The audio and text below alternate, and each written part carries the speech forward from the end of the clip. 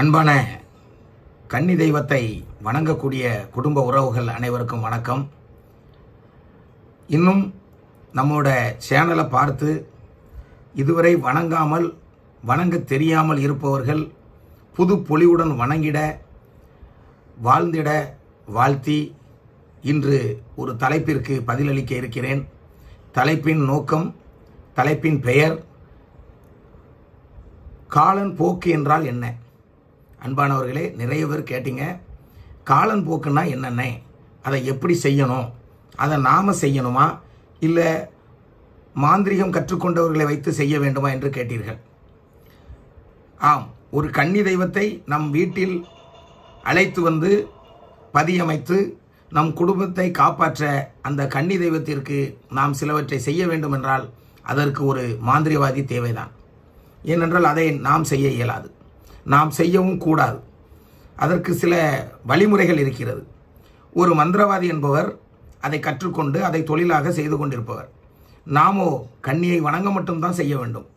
நமக்கு மாந்திரிக சம்பந்தப்பட்டது நமக்கு தெரியாது, தெரியவும் வேண்டாம். அது ஒரு கர்ம வினையான ஒரு தொழில். ஏன்னா மாந்திரிகம் கற்றுக்கொண்ட 99% பேர் அதன் மூலமாக நல்லது செய்வார்களா என்று கேட்டால் இல்லவே இல்லை. அதில் நிறைய கஷ்டங்கள் இருக்கிறது, வாய்ப்பில்லை. நாமளும் அவங்க நல்லது செய்வாங்கன்னு சொல்லி அவங்க பின்னுக்கு போகக்கூடாது. உங்கள் தெய்வத்தை நம்புங்க, உங்கள் கண்ணியை நம்புங்க, அது உங்களை காப்பாற்றும். சிலர் மாந்திரிகவாதியே தஞ்சம் அப்படின்னு சொல்லிட்டு போவாங்க. அந்த மாந்திரிகவாதியே தஞ்சம் நினச்சி போகிறவங்கெல்லாம் வாழ்க்கையில் ரொம்ப சீரழிவான பாதையில் மாட்டிக்கிட்டு தப்பிக்க முடியாமல் ரொம்ப கஷ்டப்படுவாங்க. சரி, அதை பற்றி இன்னொரு பதிவில் பேசுவோம். இப்போ காலன் போக்கு என்றால் என்ன அப்படிங்கிறதுக்கு வருவோம். அதை கண்டிப்பாக நாம் செய்ய முடியாது, ஒரு மந்திரவாதி தான் செய்யணும். சரி, அது எதனால் அதை செய்கிறோம்? முதல்ல இந்த உலகத்தை விட்டு ஒரு உயிர் பிரியுது, அதாவது ஒரு குழந்தையோட உயிர் பிரியுது. பிரிந்த பின்பு தான் அவங்க தெய்வமாகறாங்க. அதாவது வயதுக்கு வருவதற்கு முன் இறந்த பெண் குழந்தைகள் அவங்களுக்கே தெரியாது. அவங்க பிரிந்த அந்த உடம்புலேருந்து உயிர் பிரிந்த பிறகு தான் அவங்களுடைய சக்தி என்னங்கிறது அவங்களுக்கு தெரியும். ஒரு தெய்வ பிறகு அவங்க தெய்வம், கன்னி தெய்வங்கிறது. அப்போ அந்த கன்னி தெய்வம் நம்ம கும்பிடலைன்னா நம்ம வீட்டு வாசல்லேருந்து அழுதுகிட்டே இருக்கும். அதுக்காக ஃபுல்லாக நம்ம வீட்டு வாசல் இருக்குமானா முடியாது. எல்லாமே காலன் கையில் தான் இருக்குது. ஏன்னா அந்த உயிர்களை எடுத்து செல்பவன் காலன், அந்த உயிர்களை அங்கங்கே வைத்திருப்பவன் காலன். அதுக்குன்னு ஒரு ஏரியா இருக்கும். அதெல்லாம் வேற, அதெல்லாம் நம்ம சொன்னால் நிறைய பேருக்கு புரியாது, நமக்கு அது தேவையும் இல்லை. அப்போ அந்த கன்னியுடைய உயிரை, அந்த குழந்தையோட உயிரை, அந்த கன்னியை நம்ம மறுபடியும் நம்ம வீட்டுக்கு, வாழ்ந்த வீட்டுக்கே கொண்டு வரணுங்கச்சில அதற்கு நம்ம சில மாந்திரிகங்கள் இருக்குது. அதை நூல் கட்டி உள்ளே எடுப்பாங்க. மனிதனுக்கு பாதை சாதா பாதை, கன்னிக்கு பாதை நூல் பாதை. ஒரு நூலை கட்டி அதன் மூலமாக கன்னியை நூலில் நடந்து கன்னி வருகிறது என்று பெரியவர்கள் கூறுவார்கள். 100க்கு 100 உண்மை அது. அதனால் நம்ம வழி வேற, கன்னி வழி வேற. கன்னிக்கு நூல் பாதை தான். அப்போ காலனுக்கு போக்க விடாமல் கன்னியை உள்ளே கொண்டு வர முடியுமானா முடியாது. ஏன்னா அந்த கன்னி தெய்வங்கள் மட்டுமல்ல, எல்லா உயிர்களும் அங்கங்கே இருக்கும். அதாவது இப்போ ரோட்டில் அடிபட்டு செத்துருந்தா அது இடைச்சாக்காலம், ஒரு ஆக்சிடென்ட் ஆகி செத்துருந்தா அவங்கெல்லாம் ரோட்டில் தான் இருப்பாங்க. இந்த முழுமையாக தீர்க்கமாக போகிறது, இந்த குழந்தை பருவத்தில் போகிறது, இந்த ஆயுசுகள் மொத்தத்தில் காலன் கண்ட்ரோல் தான். அந்த காலன் தான் அந்த ஆயுசை எடுத்துகிட்டு போகிறான்.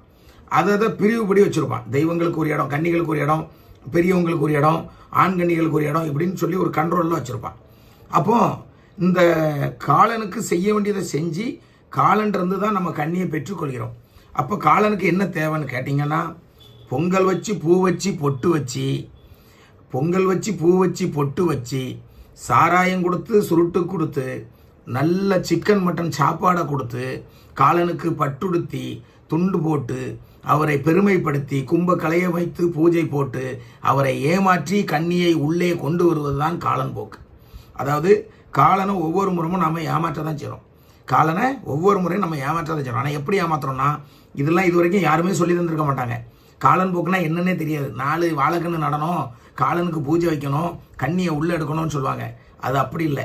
காலனுக்கு மது கொடுத்து, காலனை பெருமைப்படுத்தி, காலனை ஊக்கப்படுத்தி, போதையில் இருக்கும் பொழுது இரவு 12 மணிக்கு காலனை ஏமாற்றி கன்னியை நம் வீட்டிற்குள் கொண்டு செல்வது தான் காலன் போக்கு.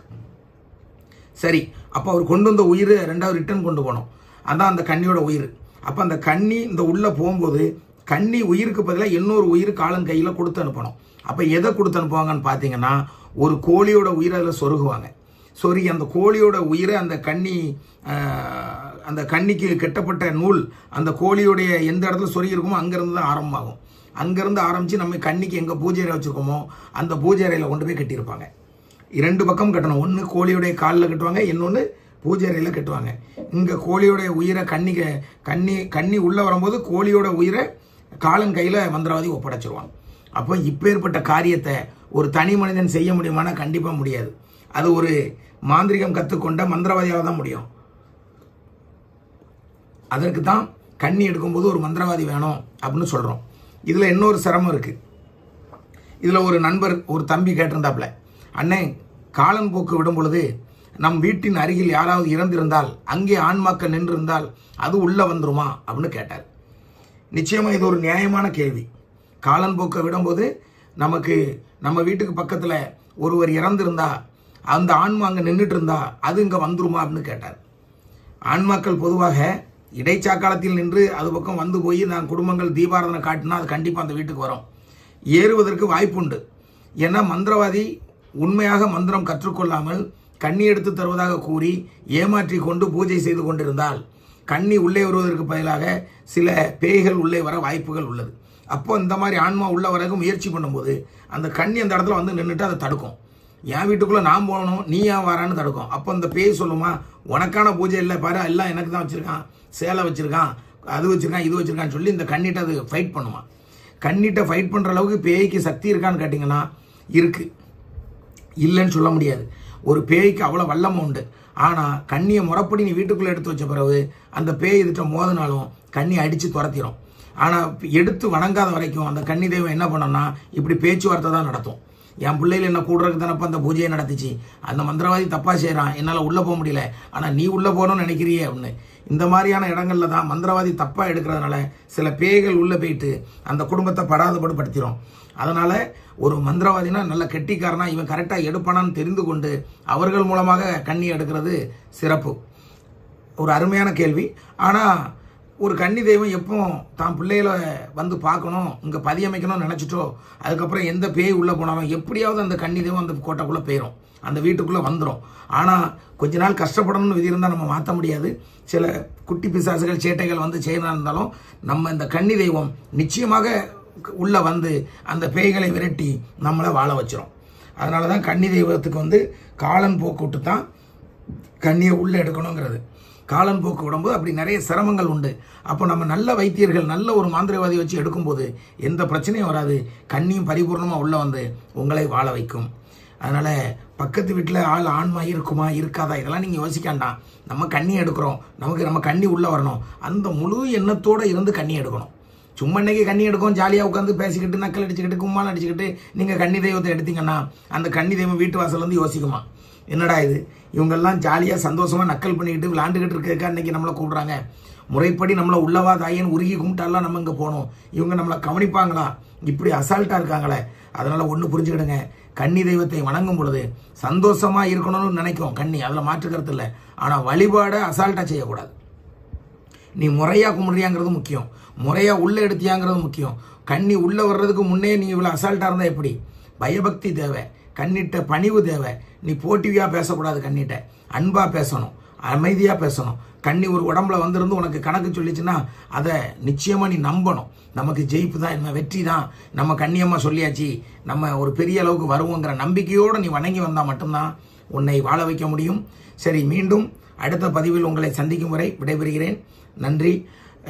அருமையான உறவுகளே, இந்த யூடியூப் சேனல் உங்களுக்கு பிடிச்சிருந்துன்னா, என்னுடைய பதிவுகள் என்னுடைய பதில்கள் உங்களுக்கு பிடிச்சிருந்துன்னா உங்களுடைய உறவுகள் உங்களுடைய நண்பர்களுக்கு இதை எடுத்து சொல்லுங்கள். ஏன்னா நாம மட்டும் பயன்பெறதை விட நம்மளை சுற்றி இருப்பவர்களும் பயன்பெற வேண்டும். ஆக இதை நீங்கள் ஷேர் பண்ணுங்கள், சப்ஸ்கிரைப் பண்ணுங்கன்னு சொல்லுவாங்க. எனக்கு அந்த இதெல்லாம் இதில் பண்ண தெரில. ஒரு மாதிரி இப்போ அந்த வீடியோவில் சப்ஸ்கிரைபுங்கிற எழுத்துலாம் வரும், நான் அதெல்லாம் யோசிக்கலை. நீங்களே அதை பார்த்துக்கிடுங்க. உங்களுக்கு பிடித்தவர்களுக்கு, அது மட்டும் இல்லை பிடிக்காதவர்களுக்கும் அனுப்புங்க. இப்படி கன்னி தெய்வத்தை பற்றி சொல்லி கொடுக்குறாங்க, உங்கள் வீட்லேயும் கன்னி இருந்தால் இதை கேட்டு முறையாக வழிபாடு நடத்தி வாழ்க்கையில் நல்லா இருங்கன்னு சொல்லி கொடுங்க. ஆமாம், கன்னி தெய்வம் துணை. நன்றி, வணக்கம். அன்பான கன்னி தெய்வங்களை வணங்கக்கூடிய குடும்ப உறவுகள் அனைவருக்கும் வணக்கம். குலதெய்வம் என்ற கன்னி வழிபாட்டை எவர் ஒருவர் ஒழுங்காக செய்து வருகிறார்களோ அவர்களை எந்த கிரகமும் ஒன்று செய்ய முடியாது. கன்னிக்கு அப்படி ஒரு சக்தி இருக்கிறது. ஒவ்வொருவருக்கும் கன்னிகள் மாறலாம். ஆனால் அதன் சக்தி அவர்கள் வழிபடும் விதத்தை வைத்தே அளவிட முடியும். கன்னியின் அருள் இல்லை என்றால் அந்த வீட்டில் நீங்கள் எப்பேற்பட்ட மகானை வைத்து பூஜை செய்தாலும் ஒரு புண்ணியமும் கிடைக்கப் போவதில்லை. உலக தெய்வங்களை வணங்குங்கள், வேண்டாம் என்று சொல்லவில்லை. நீங்கள் பிற தெய்வத்தை வணங்கினாலும் உங்களின் குலதெய்வமாகிய கன்னியை வணங்கிய பிறகே நீங்கள் பிற தெய்வங்களின் கோயில்களுக்கு சென்று வந்தால் அது நல்லது, தெய்வத்தின் புண்ணியம் கிடைக்கும். நீங்கள் உங்கள் வீட்டின் குலதெய்வத்தை வணங்காமல் எந்த கோயிலுக்கு சென்றாலும் உங்களுக்கு அந்த புண்ணியம் வந்து சேராது. உங்களுக்கு குலதெய்வமாகிய கன்னி கோயிலுக்கு வாரம் ஒரு முறையோ அல்லது மாதம் ஒரு முறையோ, தங்கள் வசதிக்கேற்ப வருடம் ஒரு முறையோ கண்டிப்பாக நேரில் சென்று பூஜை செய்து கொள்ள வேண்டும் என்று உங்களுக்கு இதன் மூலம் தெரியப்படுத்திக் கொள்கிறேன். நீங்கள் வாரத்துக்கு ஒரு முறை போய் கும்பிடலாலும் சரி, மாதத்துக்கு ஒரு முறை போய் கும்பிடலாலும் சரி, வருடத்துக்கு ஒரு முறையாவது அந்த கன்னியின் பூஜை என்று சென்று வழிபட்டு வாருங்கள். அதுதான் உங்களுக்கு நல்லது.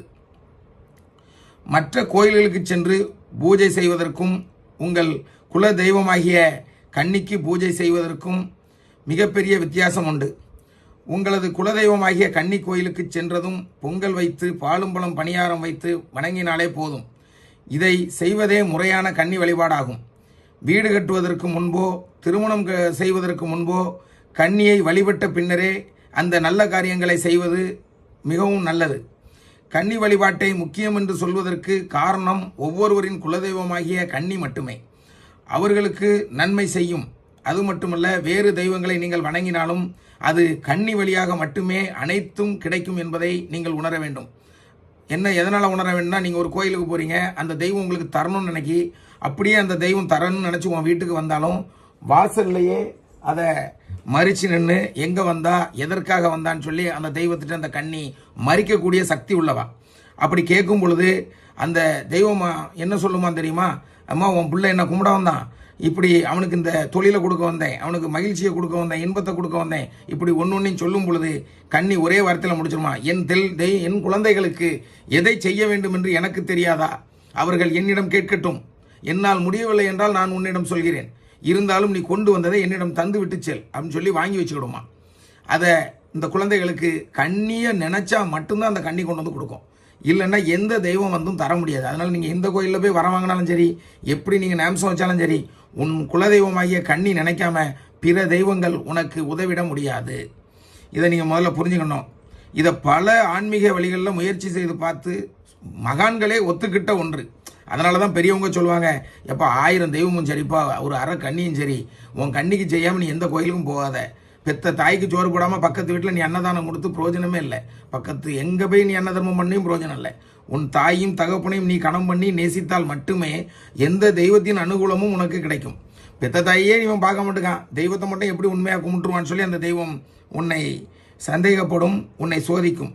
இந்த பதிவோட நோக்கம் என்னன்னா, தங்கள் வாழ்க்கையில் ஆனந்தமாக வாழ வேண்டும் என்று நல்ல எண்ணத்தில் தான் நான் சொல்கிறேன். ஆன்மீகம் என்பது கடவுளை அடையும் வழி. அதை அனைவருக்கும் தெரியப்படுத்த வேண்டும் என்பதுதான் என் நோக்கம். மற்றபடி இதில் வேற வெளிப்படையாக சொல்கிறதுக்கு ஒன்றுமே இல்லை. ஒரு கன்னி வழிபாட்டை நீங்கள் வழிபடும் பொழுது அந்த நீங்கள் வழிபடுறது பக்கத்து வீட்டுக்காரருக்கு லாபமானு கேட்டால் இல்லை, அந்த கன்னியை வழிபடுறவருக்கு தான் லாபம். அப்போ அப்பேற்பட்ட கன்னி தெய்வத்தை வணங்குங்கிறதுக்காகத்தான் நான் அந்த யூடியூப் சேனலையே உருவாக்கியிருக்கேன். இது மட்டுமல்ல, இந்த பல யூடியூப் சேனல்களை நான் வாட்ச் பண்ணும் பொழுது தவறுதலாக கன்னி தெய்வத்தை சொல்லி கொடுக்குறாங்க. கன்னின்னா என்னன்னே தெரியாமல் கூட சொல்லி கொடுக்காங்க. அதனால தான் மக்கள் பயனடையணும், மக்களுக்கு நல்ல காரியத்தை சொல்லி கொடுக்கணும். உலகம் முழுக்க கன்னி தெய்வத்துக்கு பதியமையணும். பதினா கோயில், பதியமையணும்.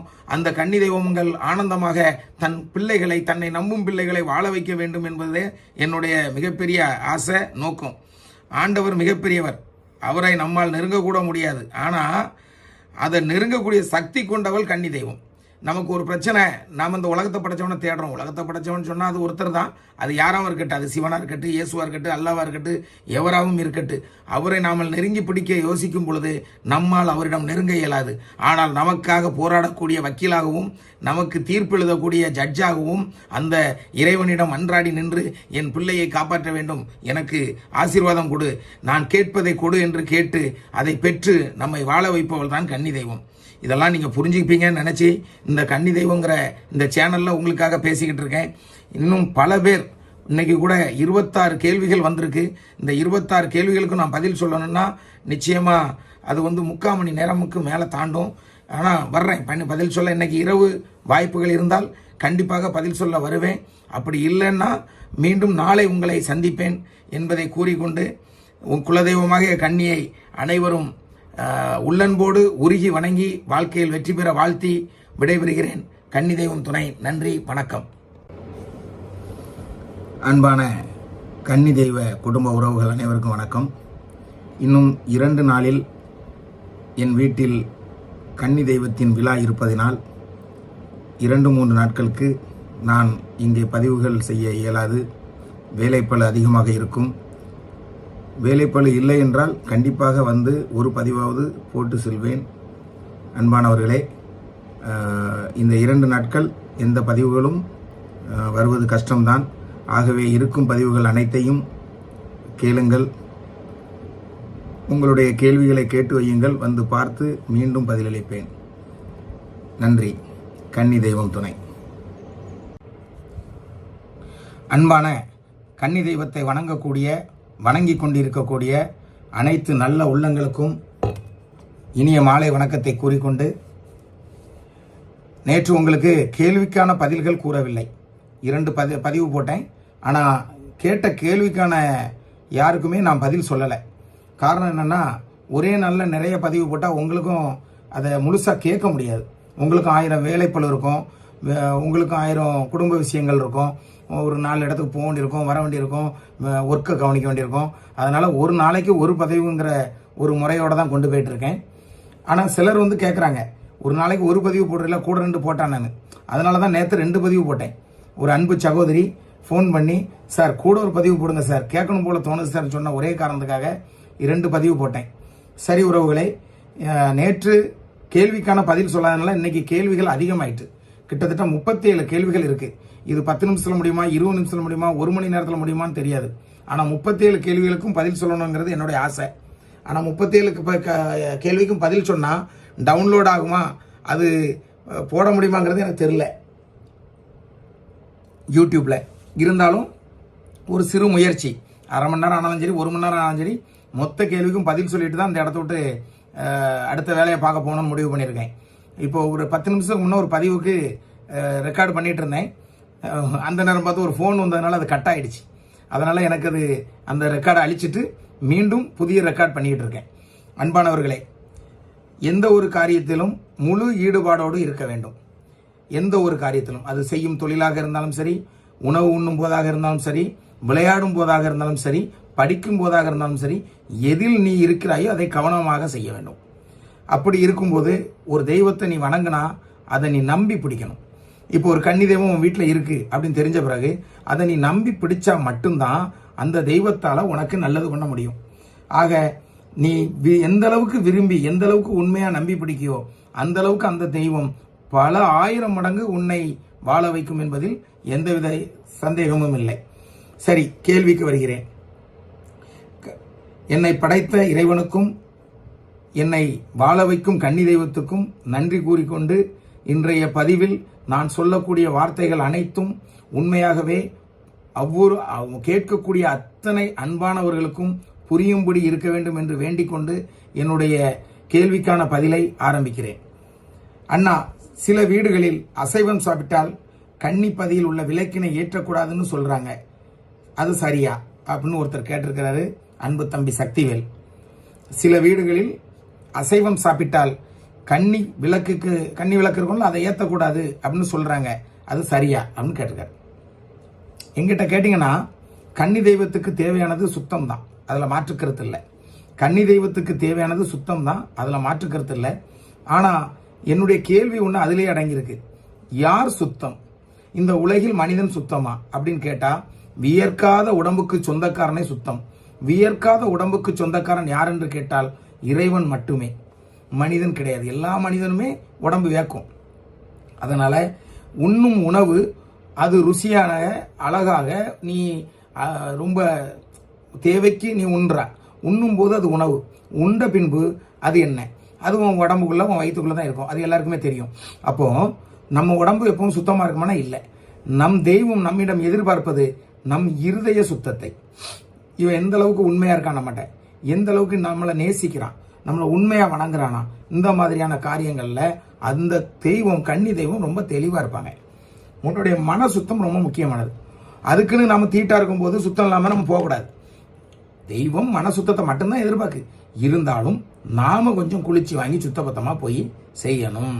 அதனால அசைவம் சாப்பிட்றது கெட்டது, சைவம் சாப்பிட்றது நல்லது, அது ரெண்டாவது விஷயம். இருந்தாலும் அது ஏன் ஒரு உயிரை கொண்டு சாப்பிட்ருக்கோம், நாம ஏன் போய் உடனடியாக தீபத்தை போய் தொடணும்? அப்போ நீ வந்து உன் கால் முட்டு வரைக்கும் நல்ல தண்ணியை ஊற்றி, இடைவெளி இல்லாத அளவுக்கு தண்ணியை ஊற்றி கழுவிட்டு நீ அந்த கன்னி தெய்வத்துக்கு தீபம் ஏற்ற போனால் அது சரி. கை, கால், முகம் மூன்றையும் கழுவிக்கொள், எல்லாமே கன்னி தெய்வம் ஏற்றுக்கொள்வார்கள். ஆக நீ அசைவம் சாப்பிட்டா உன் கை, கால், முகம் கழுவி கொண்டு பிறகு போய் தீபம் ஏற்று அது சரி. நீ ஏத்தலனாலும் உன் கன்னி தெய்வம் ஏத்துக்கிட்டா வாழ்த்துக்கள். மீண்டும் அடுத்த பதிலுக்கு வருகிறேன், கேள்விக்கும் பதிலுக்கும். அண்ணா, எனது பூட்டியே எல்லாமே தப்பாவே போடுறீங்க தம்பி, எழுத்துப்பிள்ளை ரொம்ப இருக்கு. உங்க பூட்டின்னு சொல்றதை விட்டுட்டு எனது பூட்டியே அப்படின்னு சொல்றீங்க. அப்ப பூட்டின வீடா அப்படின்னு வரும். தயவு செய்து என்னை கேள்வி கேட்பவர்கள் எழுத்துக்களை ஒரு முறை வாசித்து விட்டு எனக்கு கேளுங்க. முதல்ல நீங்க வாசிங்க.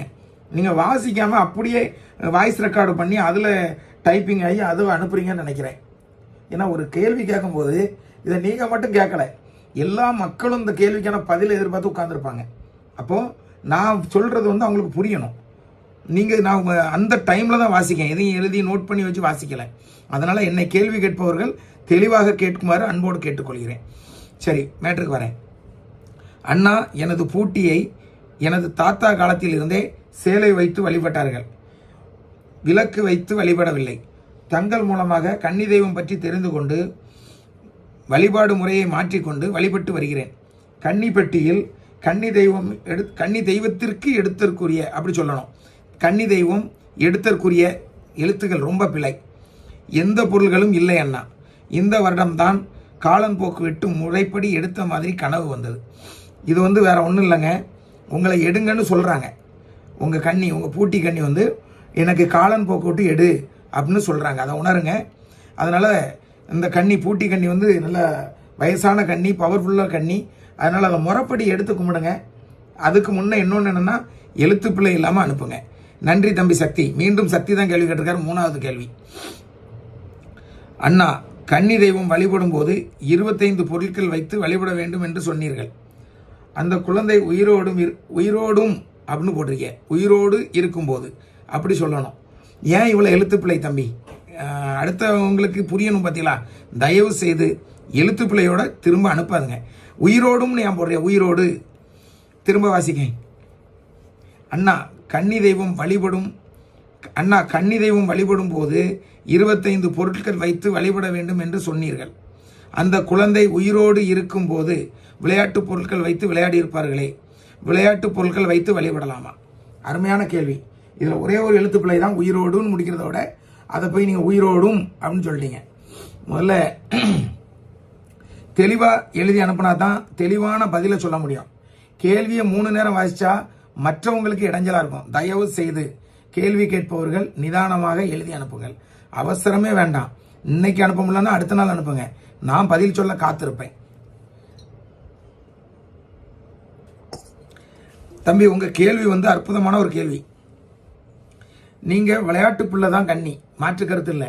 ஆனா அவங்க உயிரோடு இருக்கும்போது அவங்க விளையாட்டு பிள்ளை. எப்ப இறந்து தெய்வமானாங்களோ அப்பமே அவங்க வந்து அந்த குழந்தையை தாண்டி தெய்வம் ஆயிட்டாங்க. அப்போ அவங்களுக்கு விளையாட்டுங்கிறது முக்கியமே கிடையாது, உங்களை பாதுகாப்பது தான் முக்கியம். அதனால அவங்களுக்கு விளையாட்டு பொருள் வைக்கணுங்கிற அவசியம் இல்லை. இருந்தாலும் உங்க கன்னி உங்கள்கிட்ட வந்து எனக்கு இந்த பொருள் வேணும் விளையாட அப்படின்னு கேட்டால் தாராளமாக வைக்கலாம். புரிஞ்சுதா உங்களுக்கு? எப்போ அவங்க இறந்து கன்னியா பிறந்தாங்களோ, தெய்வமா பிறந்தாங்களோ, அதுக்கப்புறம் அவங்களுக்கு விளையாட்டு பொருள் தேவையே இல்லை. ஏன்னா அவங்க வந்து பக்குவப்பட்டாச்சு, உன்னை பாதுகாக்க வந்திருக்காங்க.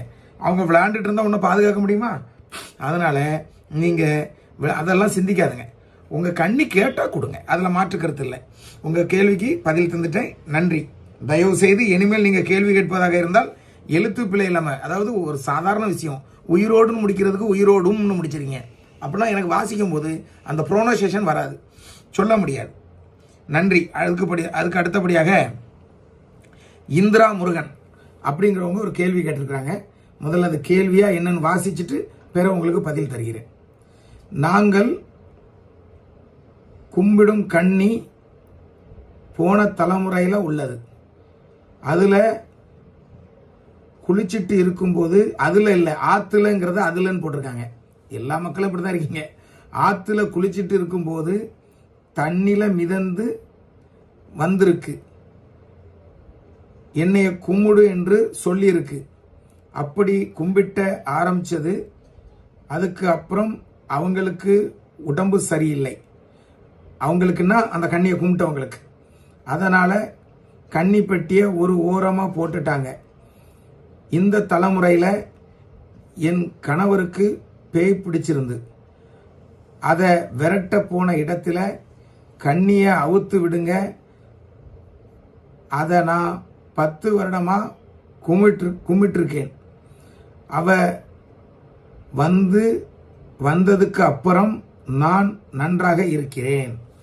இது ஏன் இவ்வளோ மெதுவாக வச்சேன்னா உறவுகளே, அவங்க இங்கிலீஷை தமிழாக எழுதியிருக்காங்க சில எழுத்து பிள்ளைகளோட. கொஞ்சம் மெதுவாக. இது ஏன் இவ்வளோ மெதுவாக வச்சேன்னா உறவுகளே, அவங்க இங்கிலீஷை தமிழாக எழுதியிருக்காங்க சில எழுத்து பிள்ளைகளோட. கொஞ்சம் மெதுவாக வச்சா தான் புரியுங்கிறதுனால மெதுவாக வச்சிட்டேன். நேரம் போகுது. இது ஒன்றும் இல்லை, நீங்கள் அந்த கண்ணியை தொடர்ந்து கும்பிடுங்க. அது ஆற்றுல வந்த கண்ணின்னு சொல்கிறீங்க. அப்போ உங்கள் உறவான கண்ணியான்னு எனக்கு தெரியல. எங்கேயோ இறந்து மிதந்து வந்து உங்களை கும்பிட சொல்லியிருக்கலாம். அவங்கள நீங்கள் கும்பிடலாம். அந்த கும்பிடும் பொழுது அவங்களுக்கு தேவையானதை வாங்கி வச்சு மன நிறைவோட கும்பிடுங்க. அது இதில் இன்னொன்று விஷயம் இருக்குது. இதை நூல் கட்டி எடுக்கக்கூடாது. ஏன்னா இது உங்கள் கண்ணி அல்ல, எங்கேயோ பிறந்து எங்கேயோ வளர்ந்த ஒரு கண்ணி. அந்த கண்ணிக்கு அங்கே அவங்க பிள்ளைகள் கும்பிட்றதா இருந்தால் நம்ம அனுப்பி தான் ஆகணும். அதனால் நீங்கள் நூல் கட்டாமல் அந்த கண்ணியை வெறுமனையாக கும்பிடுங்க. நிச்சயமாக உங்களை ஆசீர்வதிக்கும். ஏன்னா அதுதானே உங்களை கும்பிட சொல்லுது. அதனால் நீங்கள் அதை கும்பிடுங்க. அது ரொம்ப சிறப்பாக இருக்கும். நன்றி. மீண்டும் அடுத்த கேள்விக்கு வருகிறேன். காலன் பூஜை எப்படி செய்வது ஐயான்னு கேட்டிருக்கீங்க. இந்த காலன் பூஜை எப்படி செய்யணுங்கிறதுக்கு நான் ஏற்கனவே காலன் பூஜை என்றால் என்ன அப்படின்னு சொல்லி போன பதிவில் நான் பதில் கொடுத்துருக்குறேன். நீங்கள் நம்ம பதிவு அனைத்தையுமே பாருங்கள். அனைத்தையுமே பார்த்துட்டு அதில் இருக்குது, அதை பார்த்து நீங்கள் ஒரு வைத்தியரை வச்சு தான் செய்யணும். அதை நீங்கள் தனிப்பட்ட முறையில் எடுக்க முடியுமானா எடுக்க முடியாது. அதை உணர்ந்து நீங்கள் ஒரு வைத்தியனை வச்சு, அதாவது ஒரு மாந்திரிகவாதியை வச்சு எடுங்க. நன்றி. மீண்டும் அடுத்த கேள்விக்கு வருகிறேன். நேசமணி அப்படிங்கிறவங்க கேள்வி கேட்டிருக்காங்க. ஐயா, எங்கள் வீட்டில் என் வீட்டுக்காரரோட அக்கா ஒரு 6 வயசில் இறந்துட்டாங்க. அவங்க இப்போ நான் எடுத்து வச்சு கும்பிடுறேன். நான் முதல் தடவை கும்பிடும்போது என் மேலே சாமியாக வந்தாங்க. இப்போ நான் சேலை தான் எடுத்து வச்சு கும்பிடணும்னு சொல்கிறாங்க கோயிலில். அதனால் சேலை தான் எடுத்து வச்சு நான் கும்பிடுறேன்.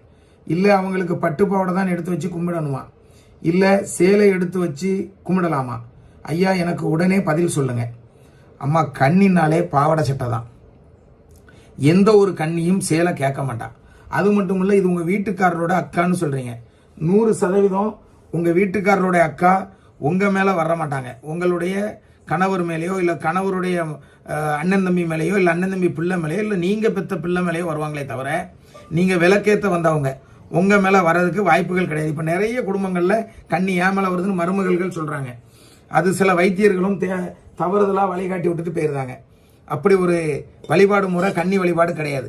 கன்னி வழிபாடுங்கிறது தன் கொடி பிள்ளைகள் மேலே தான் வரும். தன் கொடினா தன் ரத்தம் சம்பந்தப்பட்ட குழந்தைகள் மேலே தான் வரும்.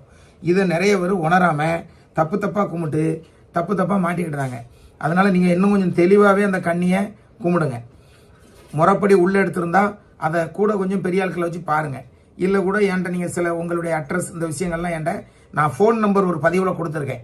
அதில் அந்த ஃபோன் நம்பரை பார்த்து ஃபோன் நம்பரில் என்கிட்ட லைனில் வாங்க. அதைப்படி கொஞ்சம் உங்கள்கிட்ட விவரம் கேட்டு உங்களுக்கு அதுக்கான விளக்கத்தை தருகிறேன்.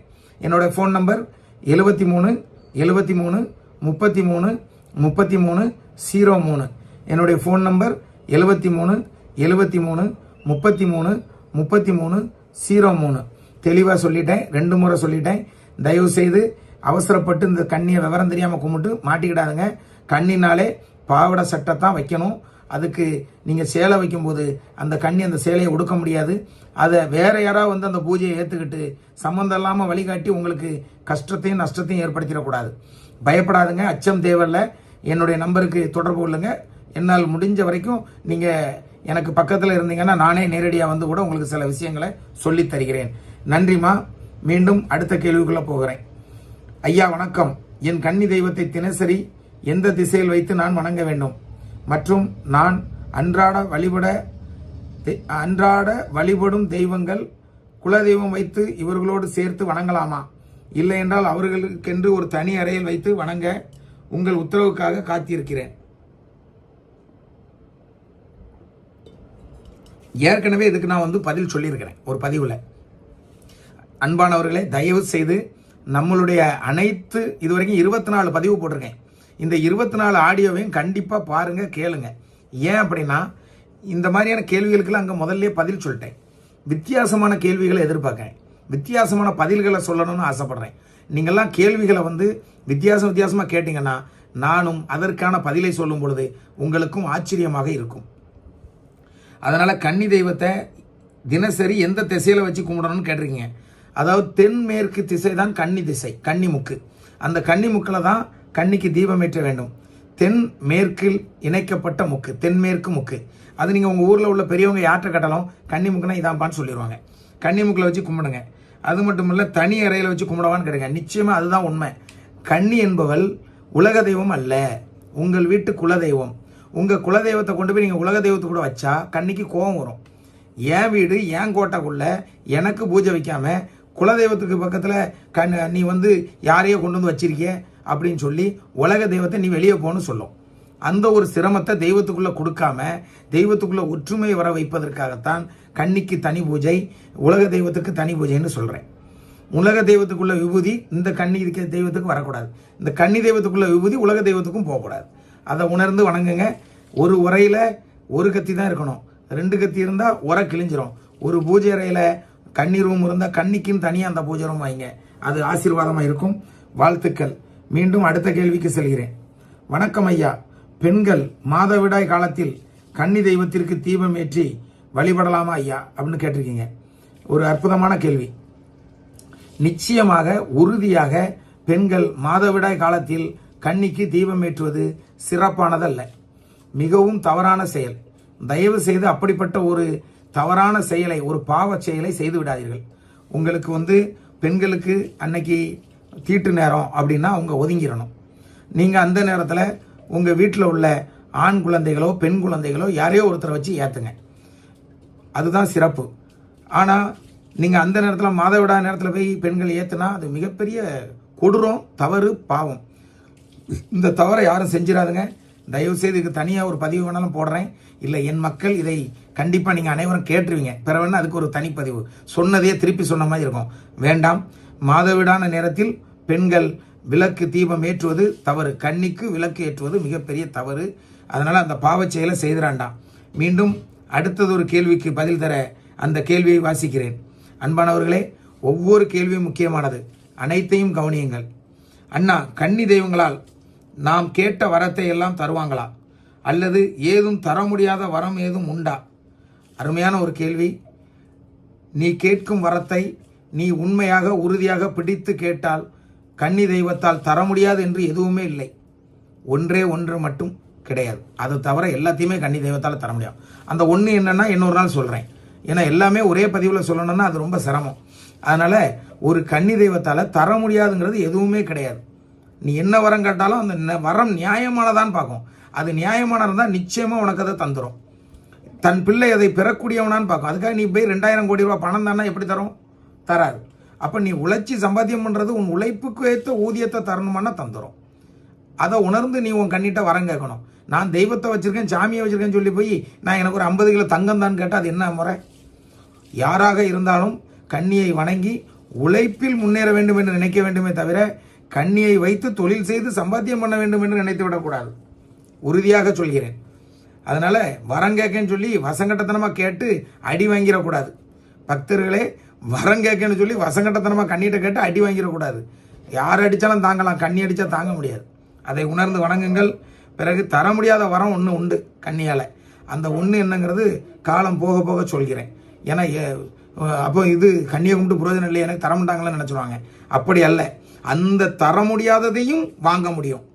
அந்த அளவுக்கு நீ உறுதியான பக்தனாக இருந்தால் அது உனக்கு கண்டிப்பாக அதை தரும். முடியாதுன்னு கிடையாது. ஆக உங்கள் கேள்விக்கான பதிலை தந்துவிட்டு மீண்டும் அடுத்த கேள்விக்கு செல்கிறேன். சோபினி அவங்க கேட்டிருக்காங்க. ஐயா வணக்கம், சோபி பேசுகிறேன்.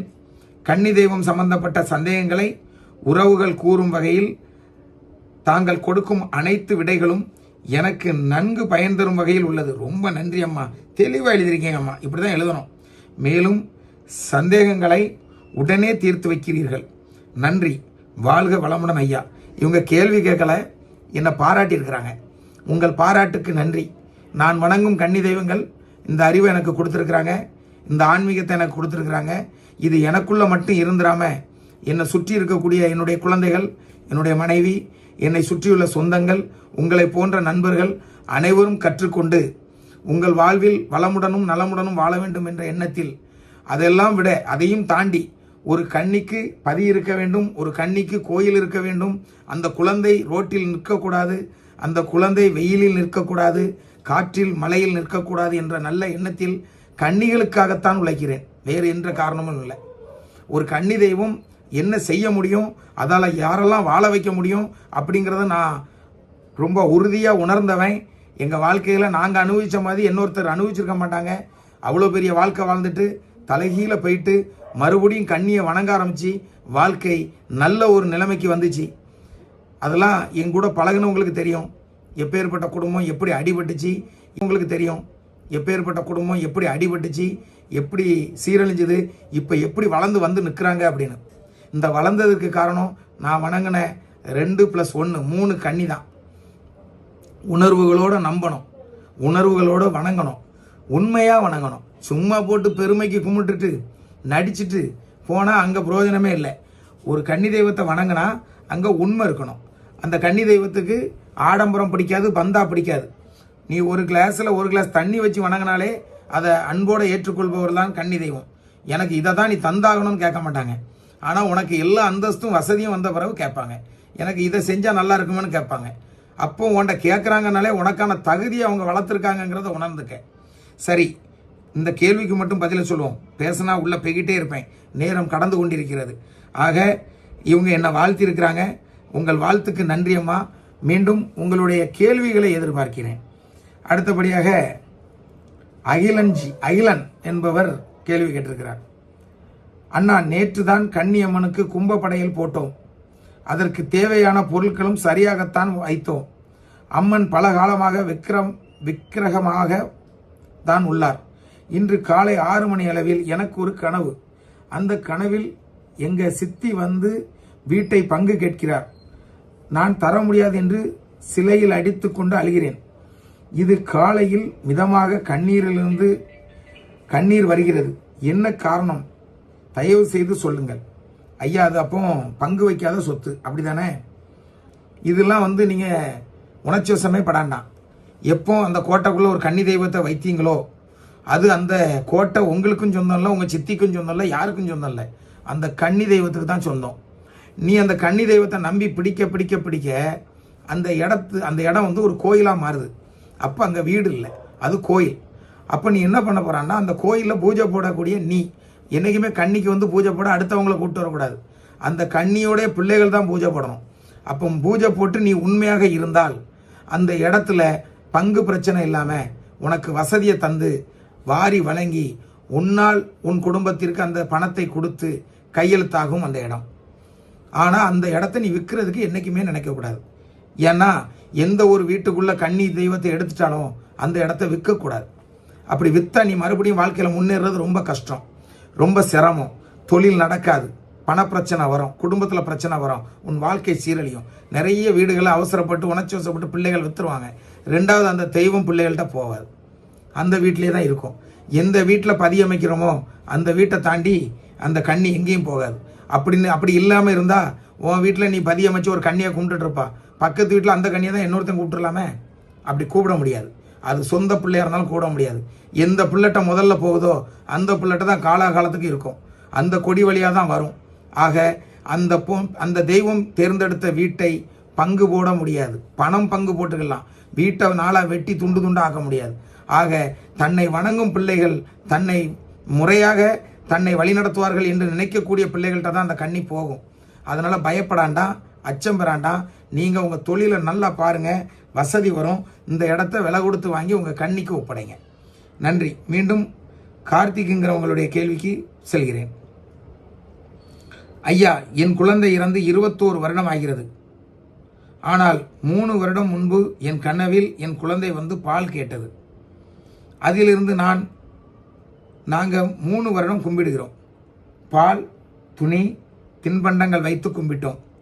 இந்த வருடம் உங்கள் வீடியோ பார்த்து இவற்றுள் கண்ணாடி, பொட்டு, வளையல் போன்றவை மற்றவை அனைத்தையுமே வைத்தோம். கடவுளே என்று கும்பிட்டோம். ஐயா, முறைப்படி எப்படி கும்பிடுவது என்று, எப்படி வரவழைப்பது என்று ஒன்றும் தெரியாது ஐயா. எங்கள் குடும்பம் மிகவும் கஷ்டப்படுகின்றது. நாங்களே செய்யலாமா அல்லது பூசாரி அல்லது ஐயர் வைத்து எப்படி முறையாக கன்னி தெய்வம் வீட்டிற்குள் வரவழைப்பது மற்றும் காலன்போக்கு பற்றியும் சொல்லுங்கள். நான் காலன்போக்கை பற்றி ஏற்கனவே சொல்லிட்டேன். நீங்கள் ஒரு மந்திரவாதியை கூட்டு வந்து தான் உங்கள் கன்னியை வீட்டுக்குள்ளே எடுக்க முடியும். நீங்கள் சும்மா பெருமைக்காக கும்பிட்டா அது பிரயோஜனம் அல்ல. ஆனால் ஒரு கன்னி தெய்வத்தை சொந்த வீட்டில் தான் எடுக்கணும், வாடகை வீட்டில் எடுக்கக்கூடாது. அப்படி வாடகை வீட்டில் போய் நான் எப்படி கும்பிடுன்னு கேட்டிங்கன்னா, ஒரு விளக்கு வாங்கி வச்சு சும்மா தீபம் ஏற்றி மனசார கும்பிட்டுக்கலாம். ஆனால் முறைப்படி நூல் கட்டி எந்த வாடகை வீட்டிலும் எடுக்கக்கூடாது. நீங்கள் ரொம்ப கண்ணீரோட, மன துக்கத்தோட, பாரத்தோடு இருக்கீங்க, கவலைப்படாதீங்க. 3 வருஷம் தொடர்ந்து கும்பிட்டுட்டு வந்துட்டு இருக்கீங்க. நிச்சயமாக உங்கள் கன்னியம்மா உங்களை வாழ வைப்பாங்க. ஏன்னா உங்கள்கிட்ட பேசுகிறவரே கன்னியால் வாழ்ந்தவர் தான் பேசிக்கிட்டு இருக்கேன். கன்னியை நம்பினதுனால வாழ்ந்தேன். கன்னியை நம்பினதுனால இன்னைக்கு உங்களுக்கு உபதேசம் பண்ணுறேன், கன்னியை எடுத்துரைக்கிறேன். இந்த அளவுக்கு ஒவ்வொரு கேள்விக்கும் எடுத்துரைக்க முடியுதுன்னா அதற்கு மூல காரணம் நான் வணங்கக்கூடிய கன்னி தெய்வங்கள் தான், என்னுடைய அத்தைமார்கள் தான். எனக்கு 3 கன்னிகள் இருக்காங்க, 3 என்னுடைய அத்தைமார்கள் தான். அவங்களுடைய நினைவாக தான் எல்லாமே செஞ்சுக்கிட்டு இருக்கிறேன். இப்போ கூட இன்னும் ஒரு 4 நாளில் வருகிற ஆடி 30 ஆகஸ்ட் 15 அன்று நம்ம வீட்டில் கன்னி திருவிழா இருக்குது. அதாவது கன்னி பூஜை. இது 28வது வருஷம். இந்த ஆடி 30 28வது வருஷம். தொடர்ந்து 28 வருடங்கள் எந்தவித தங்கு தடையுமின்றி, பணத்தட்டுப்பாடின்றி, எந்த பிரச்சனையும் இன்றி முறையாக அதை தரமாக அந்த கன்னி தெய்வத்தை வணங்கிட்டு வந்துட்டு இருக்கோம். 28 வருஷம் தொடர்ந்து வணங்கணுங்கிறதே ஒரு பெரிய விஷயம். ஏன்னா 1000 பிரச்சனைகள் வரும். மனிதனாக பிறந்தா ஒரு நோய் வந்துடலாம், ஒரு காய்ச்சல் வந்துடலாம், வீட்டில் ஒரு அடிப்படி வந்துடலாம், ஒரு அண்ணங்காரன் குடிச்சிட்டு வந்து திரைச்சிடலாம், இப்படி எத்தனையோ இருக்கும். ஆனால் அந்த பூஜையில் எந்த தடங்களும் வராமல், எந்த பிரச்சனையும் வராமல் நல்லபடியாக 28 ஆண்டுகளாக நடந்திருக்கு. இன்னும் காலாகாலத்துக்கும் நல்லபடியாக நடக்கும்.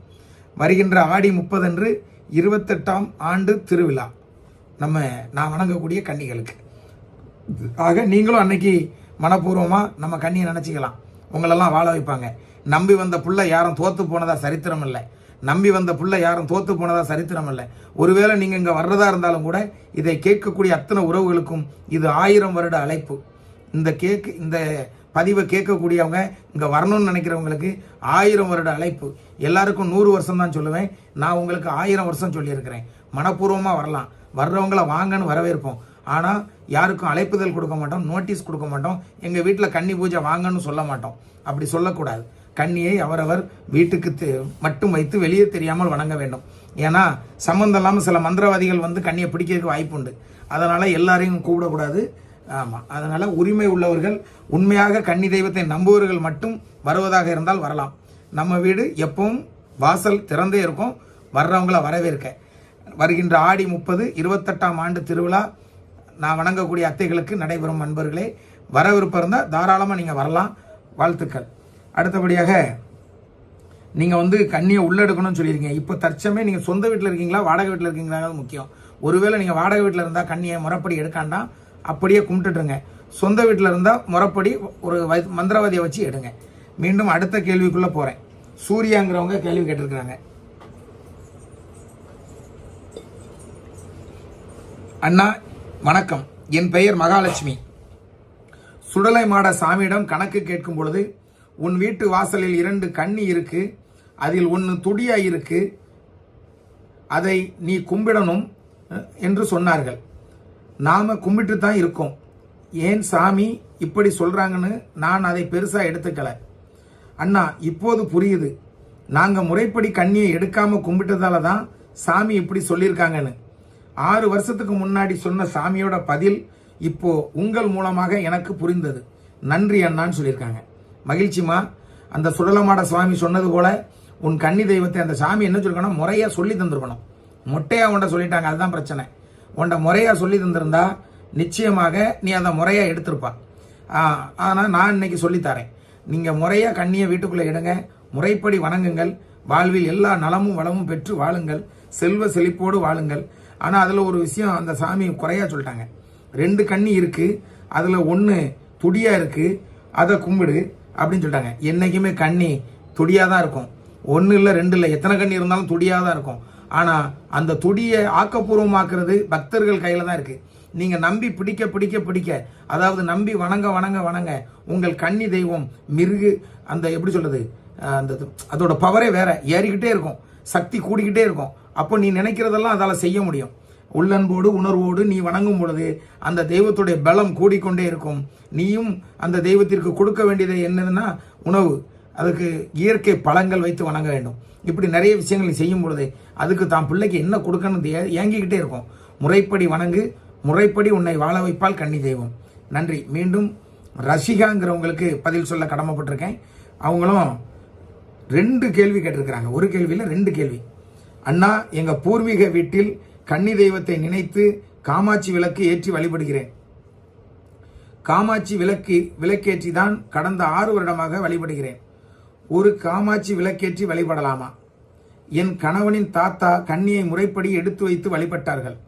ஆனால் என் கணவனின் பெற்றோர்கள் கன்னி தெய்வத்தை வழிபடவில்லை. இந்த ஆடியில் கன்னியை முறைப்படி எடுத்து மீண்டும் வழிபட நினைக்கிறேன். தாத்தா பாட்டி வாழ்ந்த இடத்தில் ஒரு பகுதியில் புதிதாக வீடு கட்டி கன்னியை வழிபட போகிறோம். 2, இதனால் மீண்டும் கன்னியை முறைப்படி எடுக்க வேண்டுமா, எடுத்துத்தான் வழிபட வேண்டுமா அப்படின்னு கேட்டிருக்காங்க. சும்மா சூப்பரான கேள்விங்க. அதாவது இது உங்கள் பூர்வீக வீட்டில் கன்னி தெய்வம் இருந்திருக்கு, அதை உங்கள் தாத்தா கும்பிட்டுருக்குறாங்க, உங்கள் மாமனார் வழிபடலை, அதற்கப்புறமா இப்போ நீங்கள் வழிபடணும்னு நினச்சிருக்கீங்க. ஆனால் இதில் ஒரு விஷயம் இருக்குது. நீங்கள் புதுசாக ஒரு வீடு கட்டியிருக்கீங்க, அதாவது அந்த கன்னி தெய்வம் இருந்த அதே இடத்துல கட்டியிருக்கீங்களா இல்லைன்னா பக்கத்தில் கட்டியிருக்கீங்களா, இதுதான் கேள்வி. அப்போ எந்த இடத்துல முறைப்படி ஒரு கன்னியை எடுத்து வச்சிங்களோ அந்த இடத்துலேருந்து பக்கத்து இடத்துக்கு மாத்திரம் இருந்தால் அது ஒரே வீடாக இருந்தால் கூட அந்த கன்னிட்ட அனுமதி பெற்று மாற்றிடலாம். ஆனால் ஒரே காம்பவுண்டாக இருந்தாலும் ஒரு 50 அடி தள்ளி கொண்டு போய் ஒரு வீடை கட்டிட்டு அதில் நீங்கள் மாற்றணும்னு சொன்னீங்கன்னா அது தவறு. உங்களுடைய பண்ணை வீட்டில் தான் அது இருக்கணும். அங்கே தான் நீங்கள் போய் தீபாராதனை பூஜை வச்சு அதை வழிபடணும். உங்கள் மாமனார் கும்பிடலைன்னா நீங்கள் அவங்ககிட்ட பேசுங்க, கும்பிட சொல்லுங்கள். ஒருவேளை அதுக்கும் ஒரு அடங்கலைன்னா என்னுடைய நம்பரை நோட் பண்ணி எங்கிட்ட பேசுங்க. நான் கண்டிப்பாக உங்கள் மாமனார்கிட்ட பேசி அதை வணங்க வைக்க சொல்கிறேன். ஏன்னா நீங்கள் 100 கோடி வச்சுருந்தாலும் ஒரு கன்னிக்கு சமமாகாது, 1,00,000 கோடி வச்சுருந்தாலும் ஒரு கன்னி தெய்வத்துக்கு சமமாகாது. அப்பேற்பட்ட கன்னி தெய்வத்தை நீங்கள் வெளியே விட்டுட்டு வீட்டுக்குள்ளே நீங்கள் மட்டும் சுகமாக தூங்குனீங்கன்னா அது வாழ்க்கை நல்லபடியாக அமையாது. அதனால் இப்போ நீங்கள் கும்பிட்டுருக்கேன்னு சொன்னீங்க, அதுவே சந்தோஷம். மறுபடியும் கும்பிட்றதை விட்டுறாதுங்க, கும்பிட்டுட்டே இருங்க.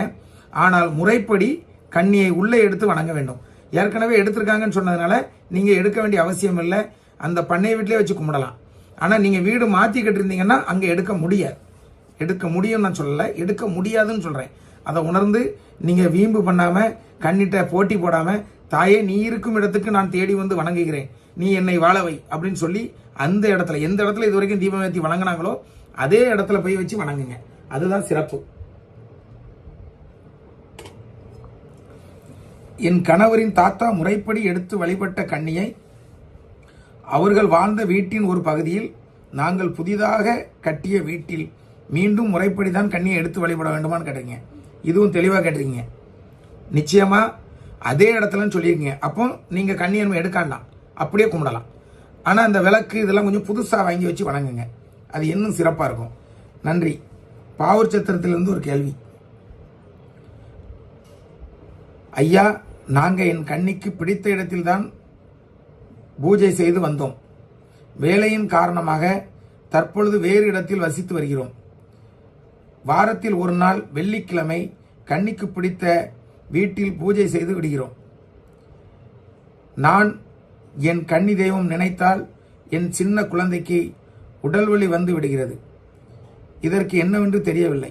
உங்களிடம் ஒரு முறை தொடர்பு கொண்டு பேச அனுமதி தரவும். ஆமாம், நீங்கள் கண்டிப்பாக என் ஃபோனில் தான் பேசணும். இதில் இது என்னன்னு எனக்கு புரிய மாட்டேங்குது உங்கள் எழுத்து. அதனால் நீங்கள் என்னுடைய ஃபோன் நம்பர் சொல்கிறேன், நோட் பண்ணிவிட்டு என்ன ஃபோன் காலில் வாங்க. ஃபோன் போட்டால் நான் எடுக்க மாட்டேன். முதல்ல வாட்ஸ்அப்பில் நீங்கள் யார் அப்படிங்கிற டீட்டெயில் தந்து கீழே கன்னி தெய்வம்னு போடுங்க. உடனடியாக என்னுடைய ஃபோன் உங்களுக்கு வரும். நன்றி. என்னுடைய ஃபோன் நம்பர் 73 73 33 33 03. 73 73 33 33 03.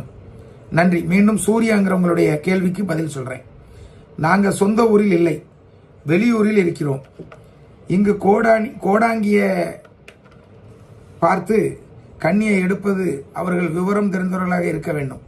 ஏற்கனவே என் கணவரின் அத்தை திருமண வயதில் இறந்தவரை கன்னியாக எடுத்திருக்கிறார்கள்.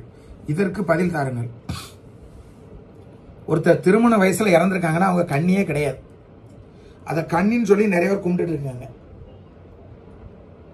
தயவு செய்து அந்த தப்பை செய்யாதுங்க. நீங்க கும்பிடணும்னு நினைச்சீங்கன்னா அவங்க இறந்த தேதியில கும்பிடுங்க. தேவையில்லாம தினமும் தீபம் வச்சு பூஜை போட்டு தீபாராதனை காட்டி சாம்பிராணி போட்டு பத்தி வச்சு சூடகம் வச்சு காட்டிட்டீங்கன்னா அது முழு பவராகி உங்களே சாப்பிட்றோம் ஒரு நாள். அதனால யாரும் வருத்தப்படாதுங்க. அவங்க இறந்த தேதியில கும்பிடுங்க, நிச்சயமா உங்களை வாழ வைக்கும். நீங்க கோடாங்கியெல்லாம் பார்த்து எடுக்கணும்னு போவாதுங்க.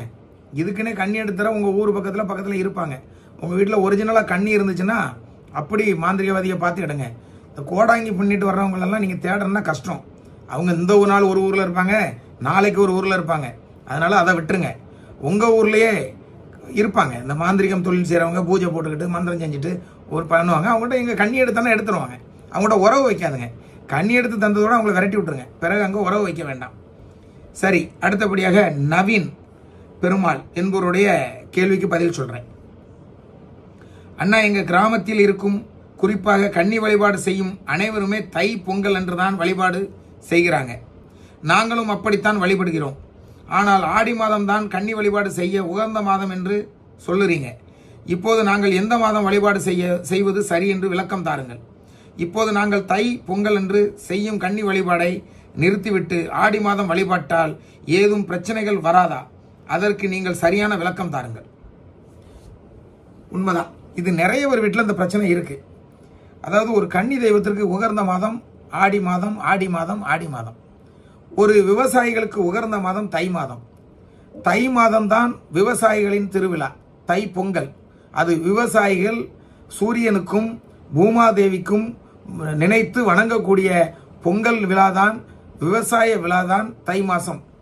என்ன நினைக்கிறாங்கன்னா, தைக்கு எல்லாருமே வீட்டை வெள்ளடிப்பாங்க, தைக்கு எல்லாருமே வீட்டை சுத்தப்படுத்துவாங்க, வீட்டில் இருக்க பழசெல்லாம் கழிப்பாங்க.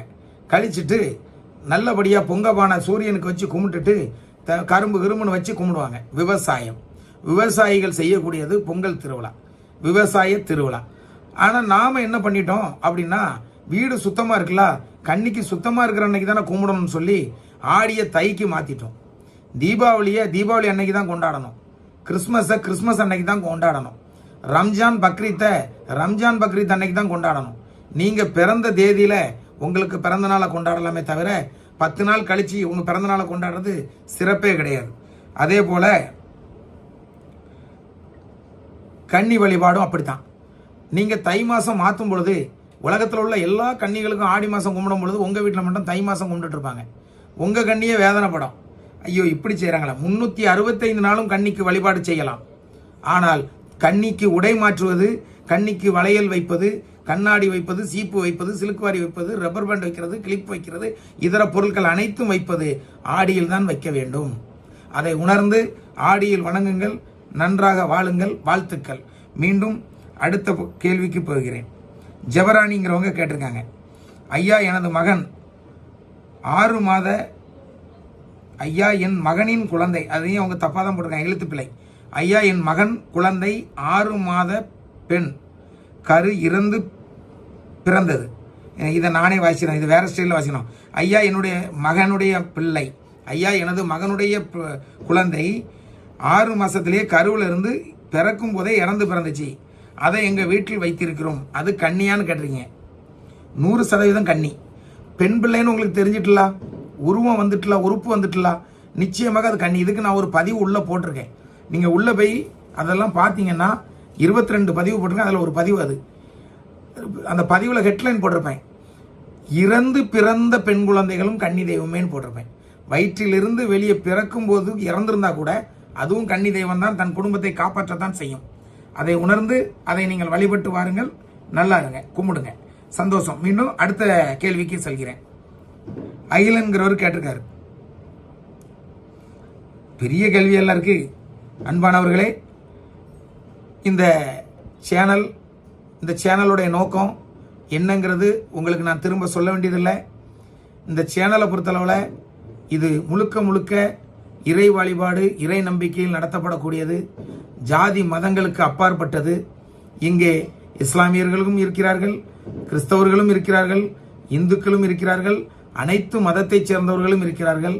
என்னுடைய ஒவ்வொரு பதிவையும் வாசிக்கிறார்கள், கேட்கிறார்கள், என்னிடம் பின்பு தொடர்பு கொள்கிறார்கள். நான் கிறிஸ்தவன், நான் வணங்கலாமா என்று கேட்கிறார்கள். உங்கள் குழந்தையை நீங்கள் நினைப்பதற்கு மதம் தடையா? இயேசு தடையா? இருக்கவே இருக்காது. உங்கள் குழந்தையை நீங்கள் நினைப்பதற்கு அல்லாஹ் தடையா? இருக்கவே இருக்காது. அவர்கள் தெய்வம் என்றால் உன் குழந்தையை நீ நினைப்பதை தடுக்கவே மாட்டார்கள். ஆக மதத்தை காரணம் காட்டி வணங்காமல் விட்டுவிடாதீர்கள். தைரியமாக வணங்குங்கள். யாருக்கும் அச்சப்பட தேவையில்லை. நீங்கள் உழைத்து நீங்கள் வாழ்கிறீர்கள். உங்கள் குழந்தை உயிரோடு இருந்தால் அந்த குழந்தைக்கு நீங்கள் என்னெல்லாம் செய்திருப்பீர்கள். இன்று உயிரோடு இல்லாமலும் உயிரோடு இருந்து தெய்வமாக உங்களை வாழ வைத்துக் கொண்டிருக்கிறார்கள். ஆகவே அதை உணர்ந்து கொண்டு யாரை பற்றியும் கவலைப்படாமல் உங்கள் கன்னி தெய்வத்தை வழிபடுங்கள். மதம் இதற்கு தடையல்ல. இந்த அகிலன் அனுப்பியிருக்கிற, அதனால உங்களுக்கு பதில் சொல்லிட்டேன்னு நினைக்கிறேன். மீண்டும் அடுத்த கேள்விக்கு செல்கிறேன். 2 திருப்பு ஸ்கிரீன்ஷாட் எடுத்துப்பேன்னு நினைக்கிறேன். Something wrong. ஐயா, காலை நேரத்தில் கன்னி தெய்வம் கும்பிடலாமா அப்படின்னு கேட்டிருக்காங்க. சிறப்பாக கும்பிடலாமே, பிரம்ம முகூர்த்தத்தில் கும்பிடலாம். ஆனால் நீங்கள் வீட்டிலேருந்து வெளியே போகும்போது காலையில் ஒரு 9 மணிக்கு ஆஃபீஸ் போகிறீங்க, இல்லை ஏதோ ஒரு தொழிலுக்கு போகிறீங்க, போய் நின்று கும்பிட்டுட்டு வெளியே போங்க. அது ரொம்ப ஆசீர்வாதம். ஆனால் தீபம் ஏற்றி வணங்க வேண்டாம். தீபம் ஏற்றி கன்னியை வணங்க வேண்டும் என்றால் சாயந்தரம் 6 மணிக்கு மேலே, தப்பு வாயில் தப்பாக சொல்லிட்டேன், சாயந்தரம் 6 மணிக்கு மேலே இல்லை, சரியாக 6 மணிக்கு தீபம் ஏற்றி வழிபடுங்கள். இப்போ 6:07 நம்ம வீட்டில் தீபம் ஏற்றிருப்பாங்க, 7 நிமிஷம் ஆயிருக்கும். நீங்கள் உணர்வோட கரெக்டாக 6 மணிக்கு தீபம் ஏற்றிட்டீங்கன்னா அந்த தீபம் ஏற்றக்கூடிய பெண் முகப்பொலிவுடன் போய் ஏற்றணும், சிரித்த முகத்தோடு போய் ஏற்றணும். சும்மா அழுதுகிட்டு ஒரு முகத்தை கூட கழுவாம தூங்கி முழிச்ச முகத்தோட போய் விளக்கு ஏற்றாதீர்கள். தெய்வத்திற்கு முன் பிரகாசமாக நின்று விளக்கேற்றுங்கள். சிரித்த முகத்தோடு நின்று விளக்கேற்றுங்கள். உங்கள் பாரங்கள் அந்த தெய்வத்திற்கு தெரியும். சொல்லிதான் தெரியணுங்கிறதுல, பெத்த தாய்க்கு பிள்ளை எதுக்கு அழுதுன்னு தெரியும். பசிக்கு அழுதா இல்ல நோய்க்கு அழுதாங்கிறது தாய் உடனே கண்டுபிடிச்சிருவா. அதே போல நமக்கெல்லாம் தாய் நம் கன்னி தெய்வம்.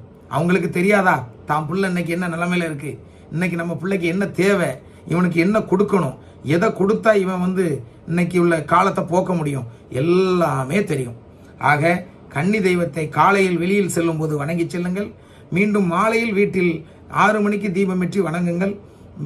வீட்டில் உள்ள ஆண்கள் வெளியூர் சென்றிருந்தால் 6 மணிக்கு மேல் 7 மணி 8 மணிக்கு உள்ளே வந்தால் முதலில் கன்னி தெய்வத்தை வணங்கிவிட்டு மற்ற வேலைகளை பாருங்கள். தினமும் வணங்க வேண்டும், தினமும் நினைவு கூற வேண்டும். வணங்குறதெல்லாம் சும்மாங்க. டெய்லி உங்க கண்ணியை பெருமைப்படுத்துங்க. டெய்லி உங்க கண்ணியை நினைச்சுக்கிட்டே இருங்க. எம்மா நீ இருக்கா, எனக்கு எங்க பயம், எங்க போனா பயம் இல்லை, நீ என்ன துணையான்னு இருக்கா, நீ என் தொழிலை நடத்துறா, நீ என்ன பாதுகாக்கிறா அப்படின்னு சொல்லி அவளை பெருமைப்படுத்திக்கிட்டே இருங்களாம். அந்த பெருமைப்படுத்த நீங்க வாழ்ந்துகிட்டே இருப்பீங்க. மீண்டும் ஸ்ரீ முத்துமாலை அம்மன் அவங்களுடைய கேள்விக்கு பதில் சொல்ல இருக்கிறேன்.